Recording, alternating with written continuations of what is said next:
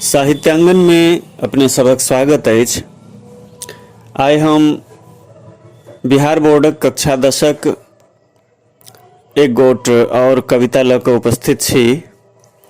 ई क्रम में तेसर कविता अछि। कविताक शीर्षक अछि भावि भरदुतिया विधान है और एकर रचनाकार छथि काशीकांत मिश्र मधुप। काशीकांत मिश्रक उपनाम मधुप छलनि। ई मधुप जीक नामसँ विख्यात छथि। हिनक जन्म 2 अक्टूबर 1906 ईस्वी के भेलनि। ओना हिनकर पैतृक कोइलक छलनि, मुदा ई अपन मातृक कोर्थू जे दरभंगा जिला में पड़ै छै ओतऽ बसि गेलाह और ओतै ई व्याकरण आ साहित्य विषय में आचार्य केलनि। वेदांत में शास्त्री भेलाह। हिनक मृत्यु 20 दिसंबर 1987 क भऽ गेलनि। हिनका लोक कवि चूड़ामणिक उपाधि सेहो देलकनि। हिनक बहुत रास गीत सब उपलब्ध अछि। हिनकर किछु प्रमुख पोथी सब अछि अपूर्व रसगुल्ला, टटका जिलेबी, पचमेर, चौकी चुप्पे, बोलबम आदि। एकर अतिरिक्त मधुप जी किछु और अन्य तरहक रचना कैलनि जे झंकार, शतदल, मधुप सप्तशती आदि संग्रह सब में आयल अछि। हिनकर एकटा कथा काव्य अछि जकर नाम छैक घसल अठन्नी और एकटा महाकाव्य जे राधा विरह नाम से छनि, जाहि पर हिनका साहित्य अकादमी पुरस्कार सेहो भेटल छनि। भावि भरदुतिया विधान है चौकी चुप्पे में छपल छल आ बाद में प्रेरणा पुंज में सेहो संकलित भेल। तऽ आउ हम सब देखै छी एहि कविता में कवि भाई बहिनक पर्व भरदुतियाक संबंध में की सब कहै छथि।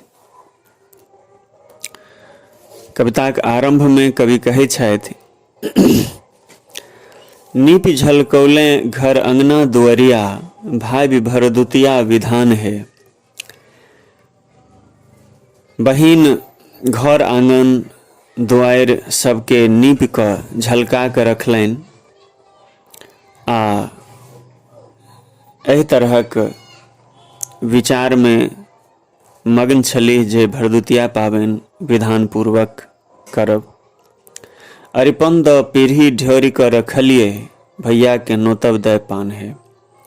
ओ अरिपन देलनि आंगन में, तकर बाद ओहि पर पीढ़ी रखलनि सेहो ढ्योरी कऽ रेंग कऽ और मोने मोन ई सोचैत रहली जे जँ भैया एता तऽ हुनका हाथ में पान दऽ नोतब। और संगे संगे ई मंत्र मोने मोन दोहराबैत रहली यमुना नोतल यम हम नोती भैया चाही नहीं सोना चानी चाही नहीं रुपैया याधर यामुन जल जीवा वर मांग क फांफर खोलब मखान है।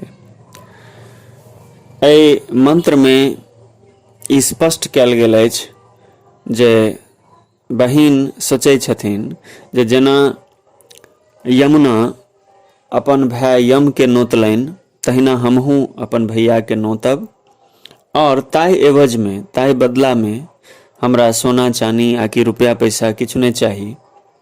ओ ईश्वर से प्रार्थना करै छथिन जे जाधरि यमुना नदी में जल रहे ताधरि हमरा भाइक औरदा हुए और अंत में फांफर खोलब मखान है। ओ मोन में ई उम्मीद करे छली जे भाइक धोती सँ बनल जे धोकड़ी होइ छै जकरा फांफर कहल जाइ छै ताहि के हम खोलब और ओहि में सँ मखान लेब। मुदा से भेलै कि नहीं। मनक मनहि रहि गेल सब बतिया केहन कठोर भेल भैया के छतिया दोष न हुनक बिनु मायक नैहरबा भौजियोक हृदय पखान है। ओ कहै छथिन, मने मोन सोचै छथि जे किछु सोचने छलहुँ सब मोने में रहि गेल। नहीं जानि भैयाक हृदय केहन कठोर भऽ गेलनि। मुदा तैयो हुनका ई लगै छनि जे हुनकर कोनो दोख नहीं छनि। जखन नैहर में माय नहीं रहै छै तऽ नैहर एहने भऽ जाइ छै। ओतऽ बेटीक ततबा आदर नहीं रहि जाइत छै जे माय के रहैत होइ छै। भौजियो हृदय पखान है। और ओ ई सोचै छथि जे संभवतः भौजिक हृदय सेहो पाथर के भऽ गेलनि, नहीं तो जरूर हमरा भाई के भेजतथि एहि पर्व पर। सुनिते साइकिल घंटी पाँख बिनु अखिया, दौड़े सड़क देश कते बेर सखिया। सूरज डूबैत भैया केर ताकि बटिया, बहि गेल कमला बलान है। एहि बीच में उपासल बहिन भरि दिन भाइक असरा तकैत रहली। जा बेर साइकिलक घंटी बाजे हुनकर आँखि सड़क दिस दौड़नि। नहीं जानि कतेक बेर, मुदा हुनकर भाय नहीं एलथिन आ सूर्यास्त भऽ गेलै। बाट तकैत तकैत अन्हार भऽ गेलै। मुदा बहिन के ततेक दुख भेलनि एहि गपक, एहि स्थिति पर, जे हुनकर दुनू आँखि सँ अश्रुधारा नोर बहऽ लगलनि। एना बुझेलै जेना दुनू आँखि सँ कमला बलान नदी बहि गेल होय। आब बहिन सोचै छथि, भटवर तिलकोर कथी ले तरलिए, दही पौड़ी गोटा दूध किया ओरियलिए। दिया उलहन हंस हंस क न नदिया, भेल मन मधुप मलान है। ओ भाई के स्वागत हेतु भाटा तिलकोर सभक तरुआ तैर के रखने रहथि। दही के खूब गाढ़ क औंट क तकर दूध के खूब गाढ़ क औंट क तकर दही पौड़ी क रखने रहथि। मुदा ई सब ओरियाल चीज ओरियाले रहि गेलनि। आब ननद सेहो हंस हंस क हुनका उल्हन दै छथिन जे बड़ कहैत रही भाय अबै छथि, भाय ओता, मुदा कहाँ केओ एलथि। और एहन सन स्थिति में मधुप जी कहै छथिन जे बहिनक मोन मलान भऽ गेलनि, उदास भऽ गेलनि। भरि दिन उपासल ओ बाट तकैत रहली, मुदा जिनका लेल बाट तकली ओ नहीं के नहिए एलथिन। तो हमरा लगैया जे भरदुतिया पाबनि पर ई बहुत नीक गीत रचना मधुप जी के छनि। भाव विह्वल करे वाला रचना छै और एकरा अपने सब जरूर बुझि गेल हेबै।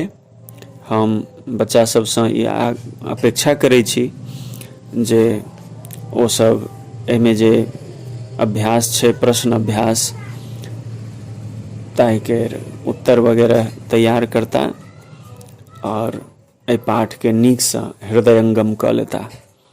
तऽ आइ विदा लै छी। बहुत बहुत धन्यवाद।